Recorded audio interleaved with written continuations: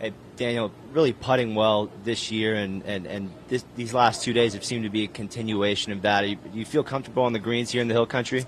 Yeah, I think one of the things that I always struggled with was a little bit slower greens. I think I was always better on faster greens, and I spent a lot of time on my stroke in the last 3-4 months, and I think it's starting to pay off. And the reason I say that is because I think I'm able to adjust to the different speeds of the greens, and so I feel comfortable out here, and then next week at Augusta I'll feel comfortable, going to a place where they'll be much faster. So it's just nice to see some putts go in.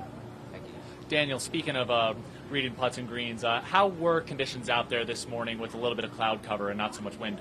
Well, I think we teed off in the dark. I could barely see the ball off the first tee, but I've also never teed off at 7:20 in the morning, so that was tough. But obviously it is what it is.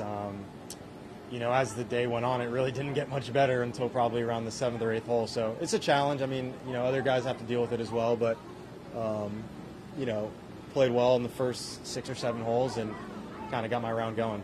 What's the contrast like going from a late tee time to early, particularly on this golf course?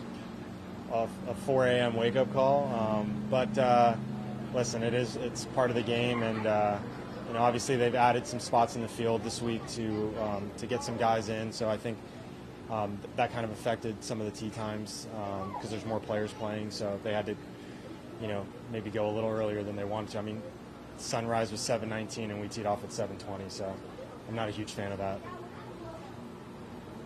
Are you staying here on property, by the way? Is I it am, something? yeah. Okay, at least you have that advantage that you get to it makes come. it easier. You talked a little before over there about just the appreciation for the game right now. When things came easy to you when you were younger in your career, early in your career, what's it like this second kind of time through? Well, I think I don't take anything for granted. Early in my career, I maybe would have skipped a few of the essentials that I would never skip now, whether that be in the gym or the recovery component of it. But I think I'm much more of a professional now than I was early on in my career, and I think that I'm still young in the golf world, 32. I feel like I have a lot of golf left in me and a lot of, good golf left in me. So, like I was telling Damon, I think missing that year and a half was actually a huge benefit to me because I learned things that I would have had to learn the hard way if I hadn't gone through that experience. Haven't played at a major in a long time. Haven't played at Augusta in a while. What's it feel like this? Well, I played the U.S. Open last year and finished 20th. But other than that, I've missed Augusta a couple years in a row. But go ahead, sorry. No, I'm just saying though. What's it like to get ready to play Augusta again? Well, after it's exciting. being away?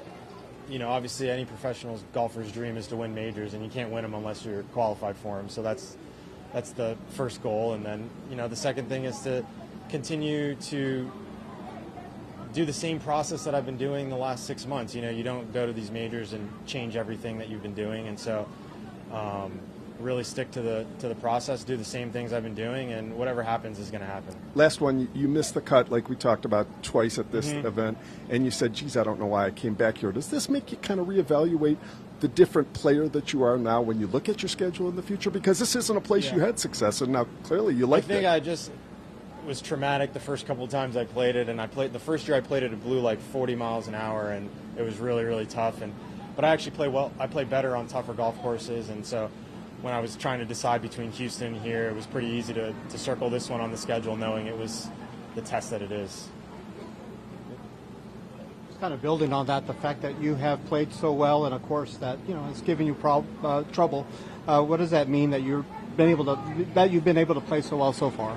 Well, I think it's just a testament to the work that I've put in over that year and a half, and it's a lot of self-belief and a lot of, inner confidence to have to go through that and to still believe in yourself and still believe that there's going to be this light at the end of the tunnel, even though it can look dark for a long period of time. So it's nothing that other athletes don't go through, but you really have to have a great team around you and a good support system around you to be able to kind of endure those tough moments. Is an example of that just the way that you finished after that bogey on 5, the way that you're able to kind of finish it strong and still put up a good round? Really just hanging in there. You know that the course is going to be tough. You know that it's not going to take 25 under par to win the golf tournament, and you're going to hit bad shots out here, and you just have to bounce back.